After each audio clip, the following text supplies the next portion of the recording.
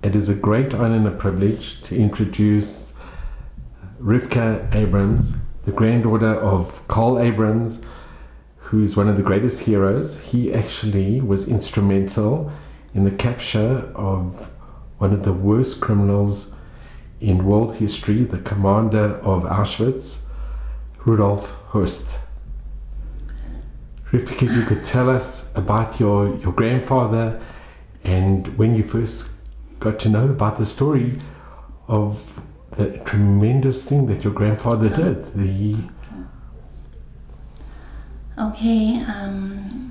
My grandfather passed away in 1980. I was 3 years old at the time. I do remember him. My earliest memories of him, I remember his warm smile, very sweet, very gentle. And my maternal grandparents, they always told me that my grandfather was an extremely righteous man, but they had no idea that he actually caught he caught the commandant of Auschwitz, but they installed into me that there was something extremely special about my grandfather. 7 years ago, my father was on a visit here in Israel, and he told me, he said, I have something very important to tell you, and you need to know. And I said, well, what do you mean? And he said, your grandfather, he arrested Rudolf Höss. So I was like, I didn't understand what he, like, I did understand, but I said, so tell me more. He took me to Yad Vashem, and in the archives, they showed me all the documents that my grandmother had provided them with after my grandfather's passing, and it was 101% true. My grandfather actually was the first one to speak with Höss, arrested him, made the capture. He was from the year 1943. He was in the British Intelligence Corps, and he at the end of the war, 1945, he was stationed in North Germany, and he was successful in capturing one of the worst, probably the worst criminals of all time.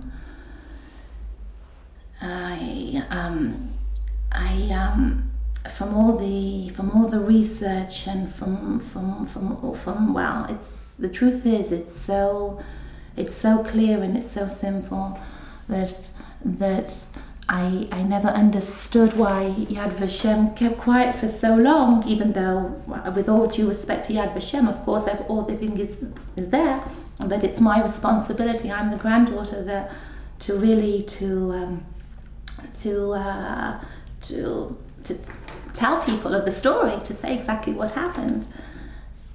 This document here, this is the proof of that in 1980.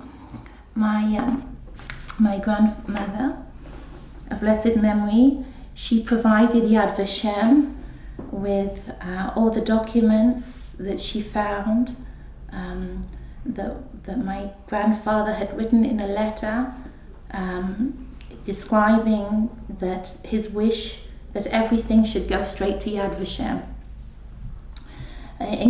Included in the folder that was that my grandmother found in an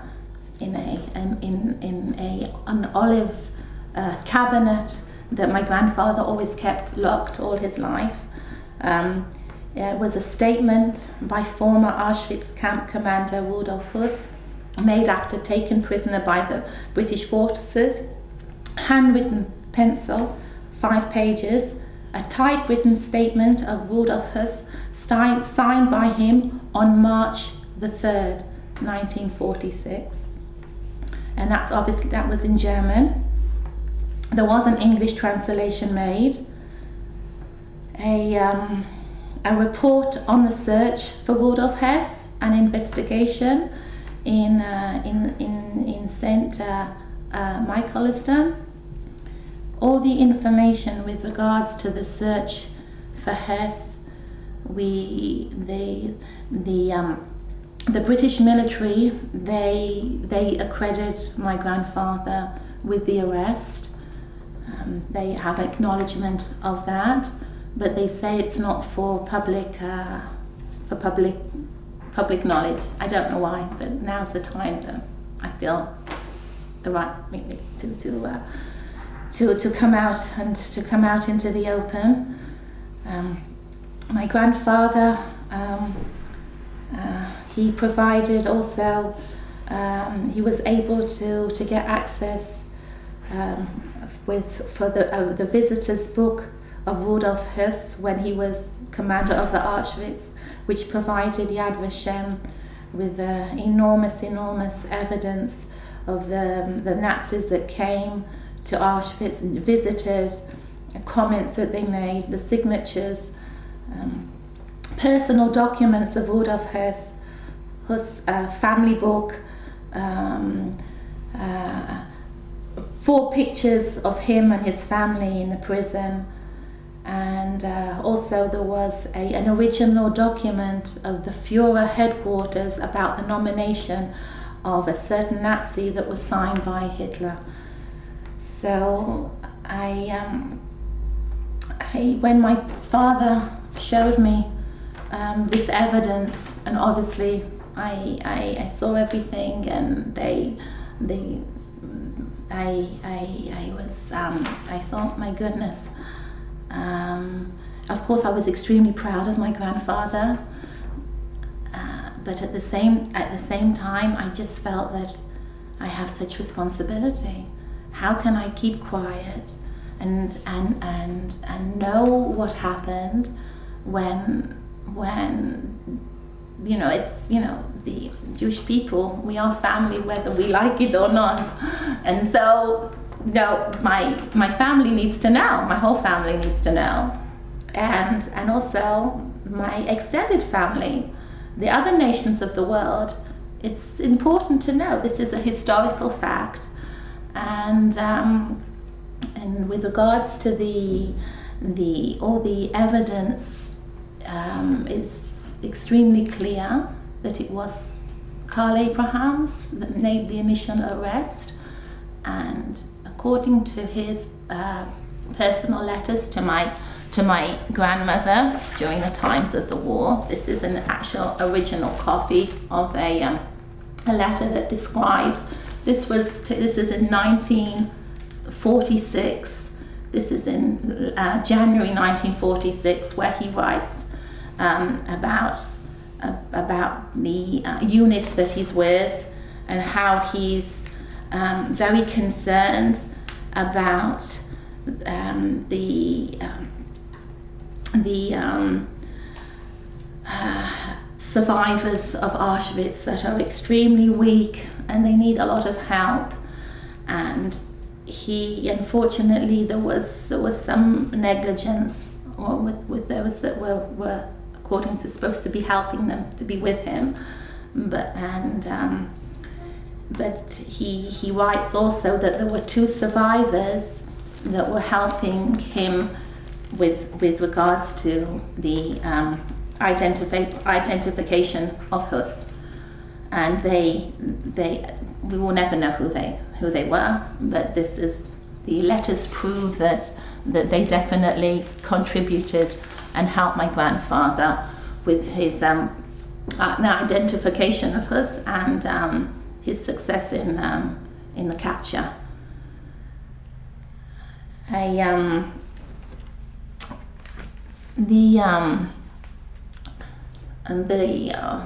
From what I've learnt about the build up to the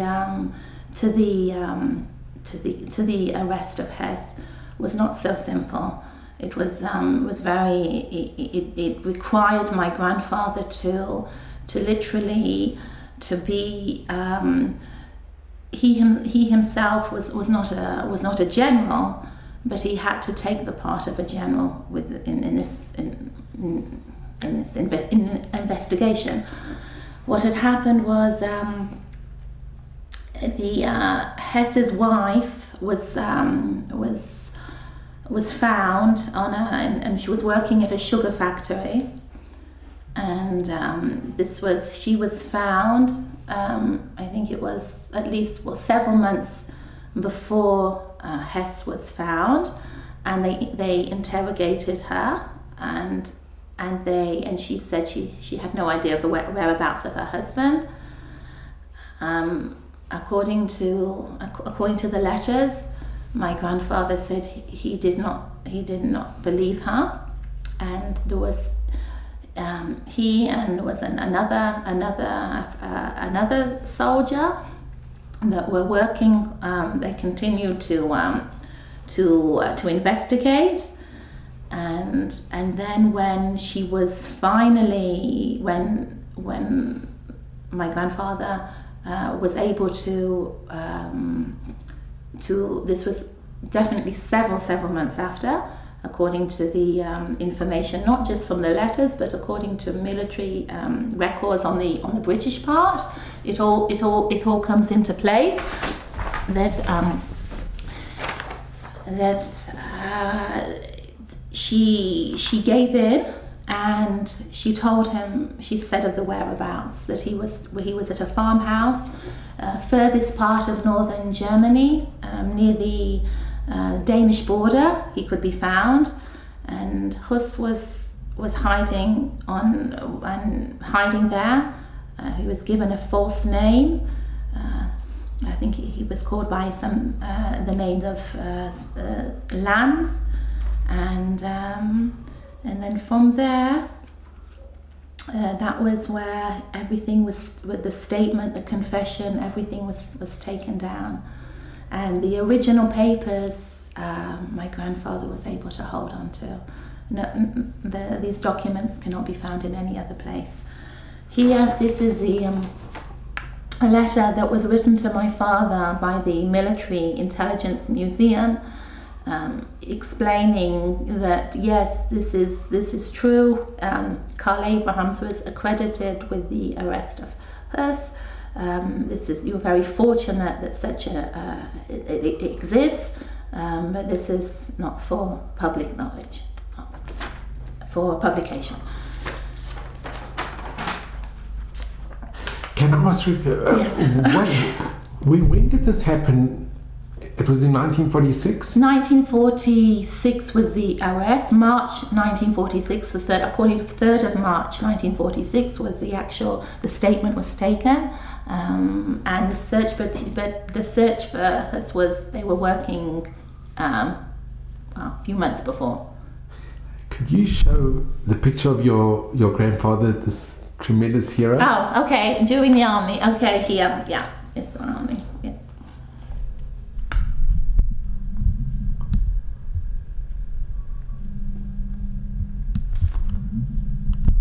Okay, and here, this is an army picture here. He's right, this one. I should have circled him. It's okay. I should have made a circle, but he's with the crew. And then you have an original picture as well. This is original, a family picture. My grandfather, blessed memory, he was very much involved with the Liverpool Jewish community. From a young age, this was before his involvement with the army, he was in he worked in secretary of the Hevra Kadisha. He had a lot of responsibility as a young man. His mother passed away when he was very young, and also he lost a tragic loss of a brother and a sister. So he had a very, very tragic life, and he really, when he was told about, everybody was recruited to the army, but he specifically wanted intelligence, and he was fluent in German, French, so he was perfect for the intelligence. Here's this was taken in the Jewish, I think it's the Liverpool Jewish Telegraph, a tribute to historian man. Actually, this is he himself. Grandpa Karl was a historian, and it's very interesting because I should have brought it with me. There's also an obituary. Nothing was mentioned about that he caught Höss. Nothing was mentioned. He was known as a very much a heart and soul of the Liverpool Jewish community. He was a writer also. He wrote about the history of the Liverpool Jewish community. He was known for, here's a picture of him at the shul. He was the shamus of the Beit Knesset. I don't know if it can be seen on them. And the idea that Grandpa Karl came face to face with such evil, I was just amazing how he was able to deal with that. But Yaakov Avinu wrestled with the angel, right? With the devil, and afterwards he was blessed with the name Israel. So he was on a shlichut from above, because it was something. It defies everything how he was so successful in this mission, because he didn't really. It seems that the odds were against him, but thank God he must have been an exceptionally modest person. Yes, everybody said that. Everybody was, and even though they can say, well, how can you remember? You were only 3, but I remember how he was very, very clearly, and there's a couple of times actually that he actually came to me in a dream, and so I kind of I feel that it's a good thing, because when he was alive he wasn't able, he had to keep silent. He was not allowed to speak about it, and he definitely would not have wanted to have been given any honor or something like that. He did it as a moral duty, and but right now it's important that the story's out. It's something that's very that's clearly it gives a lot of strength to those that went through the horrors of Auschwitz. It's something that especially when it was the worst survivors that helped him. So yeah. So Rivka, we've got something which has never been exposed before. Right. I know it's going to be difficult because you've never read it before, because it's so difficult. But if you could be so kind as to read if you could mention, this is the translation of the confession. Right. Yes, it was just this is literally the first time that I'm actually going to be reading it the whole way through. The reason why is because it's just so hard to read of someone that was a real devil, that he was the one, Höss was the one that he was the creator of the cyclone, the gas. So I'll have to I'll read you what is written here. There were some words in German that are going to be a little bit difficult for me to read, but hopefully I'll. Okay, this is the he says this is his confession. He says, I was born in Badin, a son of the merchant Franz Exverhus. I have 2 sisters who are married and who are at present living in Mannheim and Luftwaffe. Okay, here he gives the address of 2 of his sisters. Now I must just mention, this is the translation from the original German. The original, yeah. But this is which your father had this translated? Yes, yeah. He has it. And this is the first time that it's actually being aired. Right, yes, that's true. Although Yad Vashem do have the They original, have everything, they have all the but it's never really been publicized. Never, ever, no. So Rivka, you're doing a major service to all of us, and it's greatly appreciated. Okay.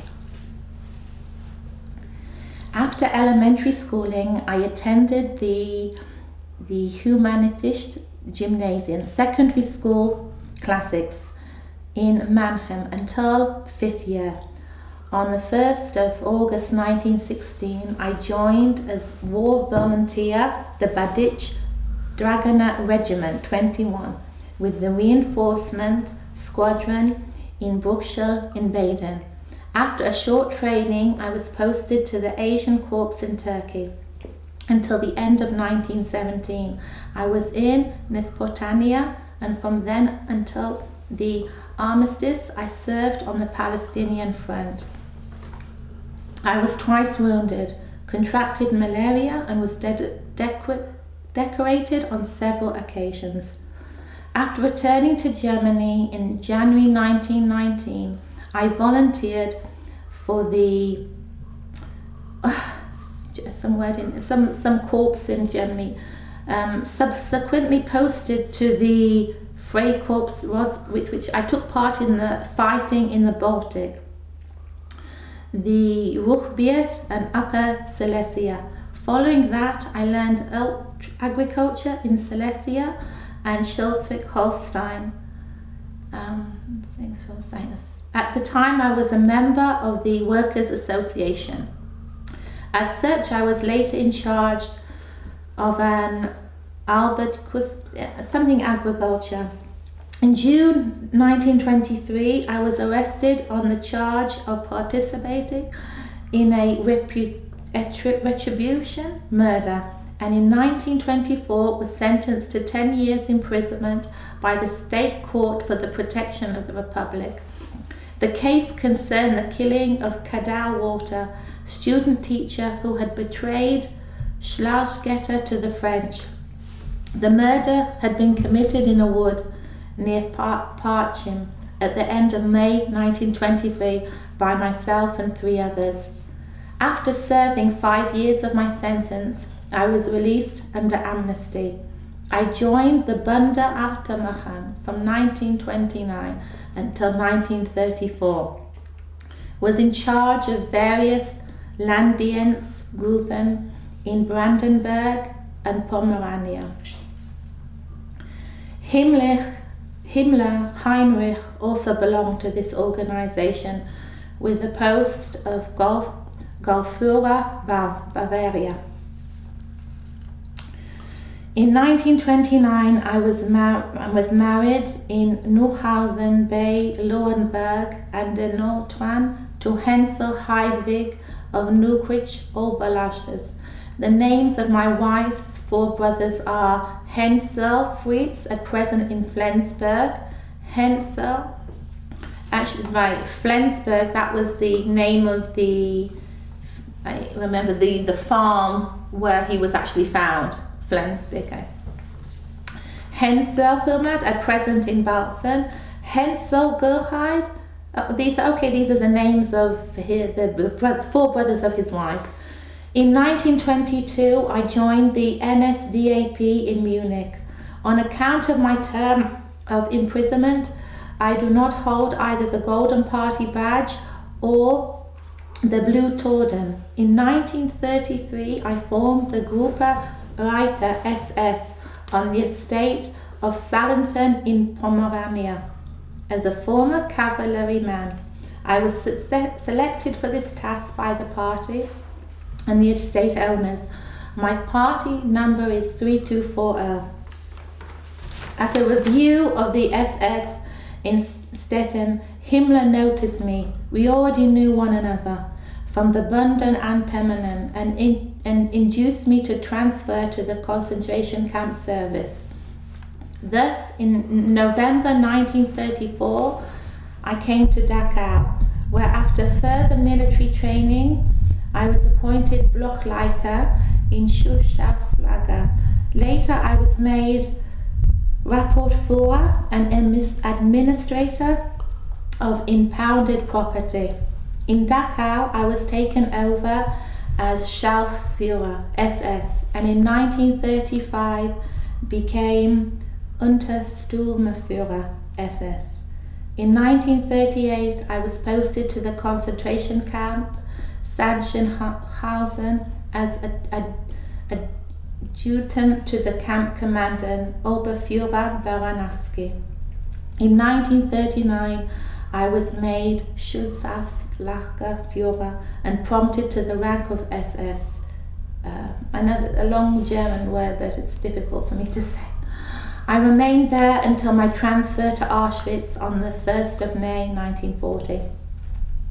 My higher authority, the Inspectorate of Concentration Camps, instructed me to convert the site of the former Polish artillery barracks near Auschwitz into a quarantine camp for prisoners from Poland. When Himmler had inspected the camp in 1941, I was ordered to complete it as a big concentration camp for the East, to use the inmates for a greatly extended agriculture in order to make fertile the whole swampy and inundated territory of the Reichswehr. Further, he ordered that 8,000 to 10,000 concentration camp inmates should be put at the disposal of the newly erected Buna works of the IG Farben.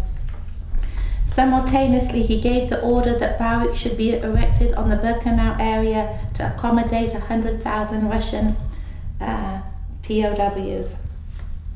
The number of prisoners rose from day to day, and despite my repeated protests that accommodation was inadequate, I received further influxes. As sanitary installations were in no way sufficient, epidemic diseases were unavoidable. In consequence, the mortality rate rose. As it was not permitted to bury prisoners, crematoria had to be erected. In the year 1941, the first transports of Jews from Slovakia and Upper Silesia arrived. Those who were of no use from a work point of view were gassed in the antechambers of the crematoria, and orders of Himmler given to me personally. I was ordered to report to Berlin in June 1941 to Himmler, where he told me approximately the following: the Führer has ordered a solution of the Jewish problem in Europe. At present, there are already several extermination camps in the territory of the general government.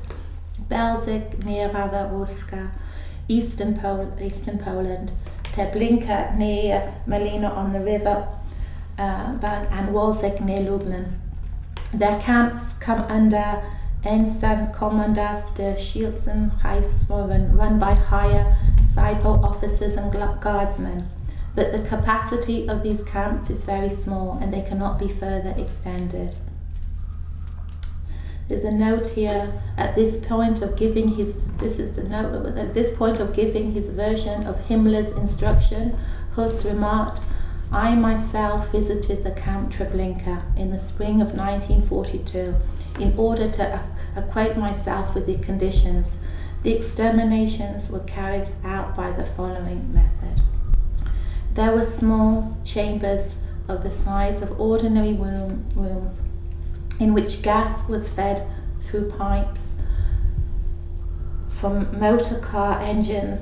This process was very unreliable, as the engines came from captured vehicles and tanks and often broken down. For this reason, the transports could very often not be dealt with in such a way as to confirm with the schedule in question, which was, in this particular case, the liquidation of the ghetto Warsaw. According to details given to me by the Commandant of the Treblinka camp, approximately 80,000 people were gassed in the course of 6 months. Himmler went on to explain to me that for the above quoted reasons, the only possibility of conforming with the entire plans was to extend the Auschwitz installations for such a person.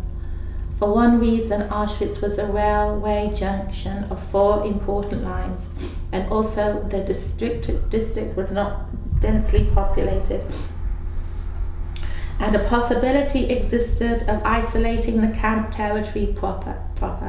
It was for this reason that he had decided to transfer mass exterminations to Auschwitz, and he told me to start immediately on my preparations. I'm sorry, 1 second. He wanted me to produce within 4 weeks construction plans in accordance with these directions. He went on to tell me the following: the task is so difficult and its implications so far-reaching that it was one with which he would not entrust everyone, and he had already had the intention of giving it to another higher SS officer. But on further consideration, he thought that 2 leaders working side by side would not do any good. I therewith received clear instructions to carry out the extermination of transports sent in by the RSHA. I had to consult SS Eichmann, or the commander by SS Müller, for the order in which the transports were to arrive. At the same time, there was also transports of Russian POWs arriving from the areas of the Gestapo, Breslau, Trappau and Katowice, which on the orders of Himmler and the Gestapo commander concerned had to be exterminated as well. As the crematoria which had to be built could not be finished before 1942, prisoners had to be gassed in provisionally erected chambers and burned in earth holes. Herewith description of the process of gassing.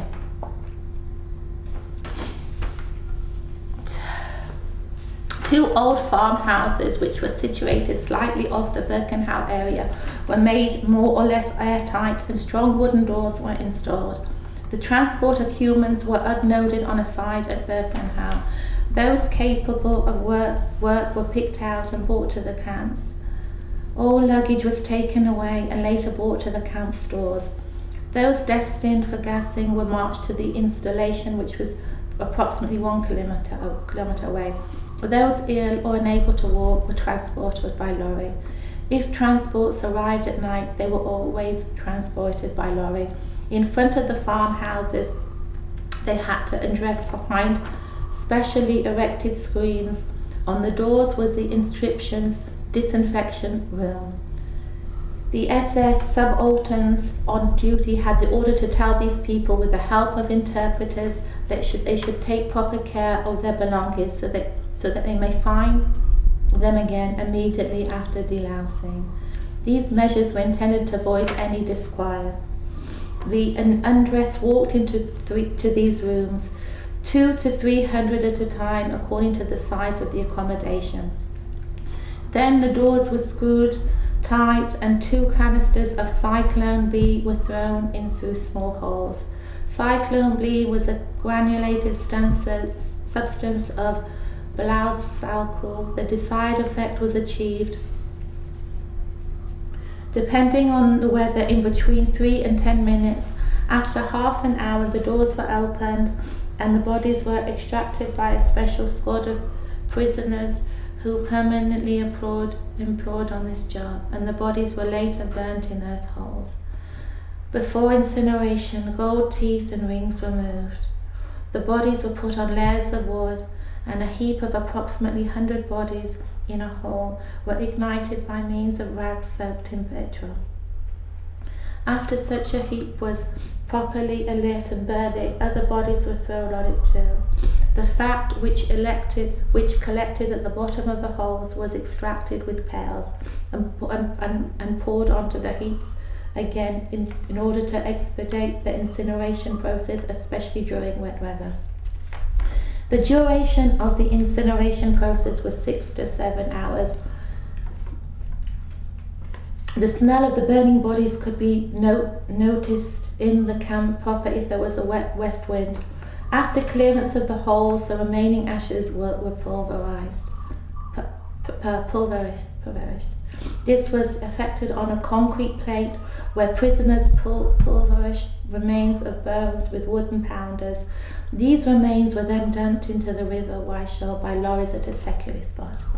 After the erection of the new large crematoria, the following methods were adopted. After, in 1942, the first two large crematoria had been completed, the other two were completed 6 months later. The first mass transport from France, Belgium, Holland and Greece arrived. Hereby the following procedure was adopted. The trains arrived at a siding which had been especially erected for the purpose. There were 3 lines which were situated in between the crematoria, the stores and the Camp Birkenau. The selection of these capable of work took place immediately before the baggage rooms on the exact place where they arrived. Those capable of work were taken to the various camps, and those who were to be exterminated to the new crematoria. There they went first to a big underground undressing room. This room was equipped with benches, clothes racks, and their interpreters explained to the people that they had been brought there for bathing and delousing, that they should take care where they leave their clothes. There they went to the next room, which was fitted with water taps and showers, and thus gave the appearance of a bath. Right up to the last moment, 2 SS subalterns had to remain in the room to prevent disquiet. It happened sometimes that prisoners noticed what was about to happen. This was especially the case with transports arriving from Belsen.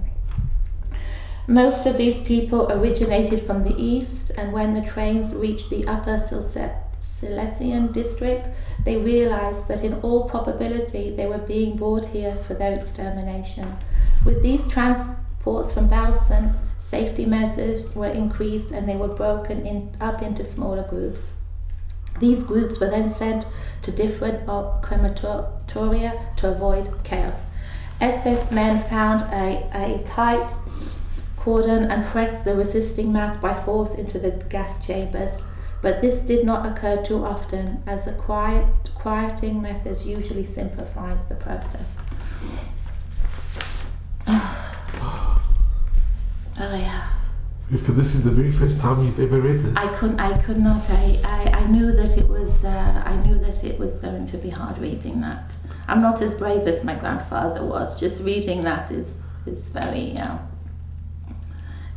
Because you can see that clearly Höss gave clear details. He was a true confession. He confessed on everything. He gave clear details. Yeah.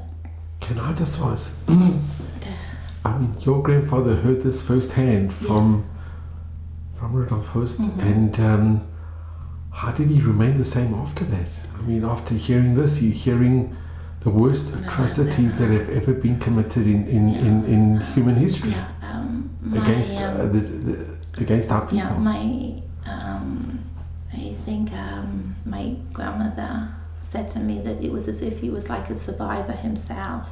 He was so traumatized from what he'd seen, even though he hadn't gone through what survivors went through, but to come face to face with such evil. And he saw the suffering, and I think definitely he was traumatized, and he couldn't say it. He hardly spoke about it with my grandmother. But did he ever speak about it with your father?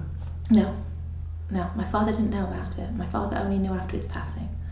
My grandmother knew during his lifetime.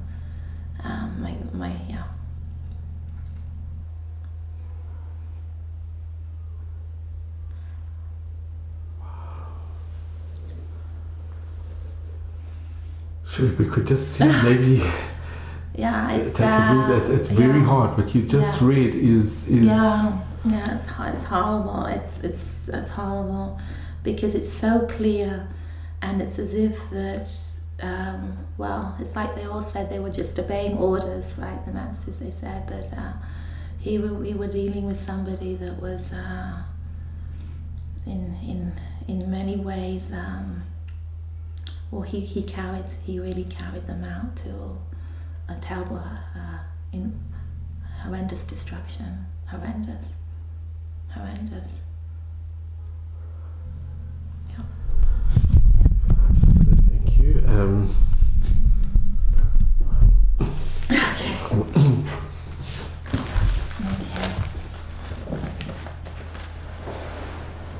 So, Rika, this is a picture of your grandfather, a true hero. Yeah. And you really are. He's instilled, being such a hero to you, because for you to read this and to relate, you continuing the tradition. And he's very proud. I wish I was brave as he was. You're exceptionally brave. To do good. The truth is, the honor words. After hearing what you've just read, they're just the honor words. Yeah. I am shocked into disbelief because it's so clinical and it's so exact. And your grandfather must have been just one of the most incredible people to have extracted. I mean, after reading this, if there's any deniers of the Holocaust, this puts it to rest. So, Rivka, I just want to thank you so very much for first of all, for telling us about your grandfather. And, I'm very proud of him. I hope he's proud of me. He really is, and I hope that the story, not only the story, but this tremendous, this is part of Jewish history, and really people should know. For sure. So thank you so very much. Okay. Thank you. And Rivka, can I ask if, you being the granddaughter, what is your message after, hearing what a great hero your grandfather was? What message, tonight being Yom HaShoah, so what message would you give to the future generations? As a follower of the Lubavitcher Rebbe,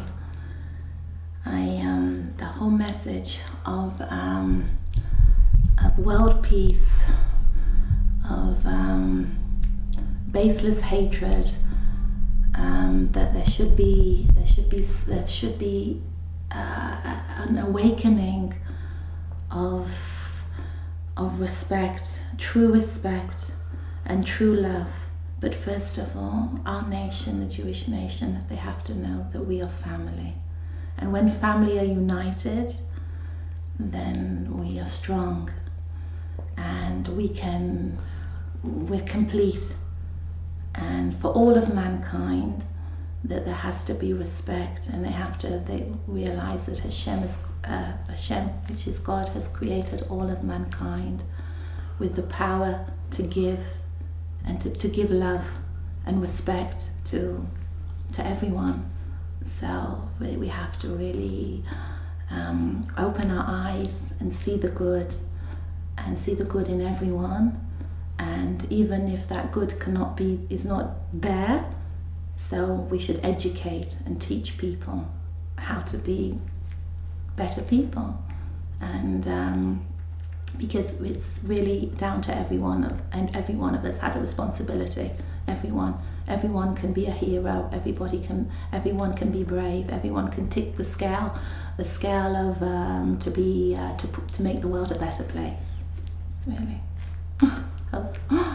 I'm like this compared to my grandfather. I'm like a type. Really, thank you so much, and what a beautiful message. And please God, things like this will never happen again. Never.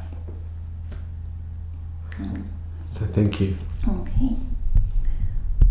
Okay, this is a picture of Rudolf Höss on the left, my grandfather on the right hand side.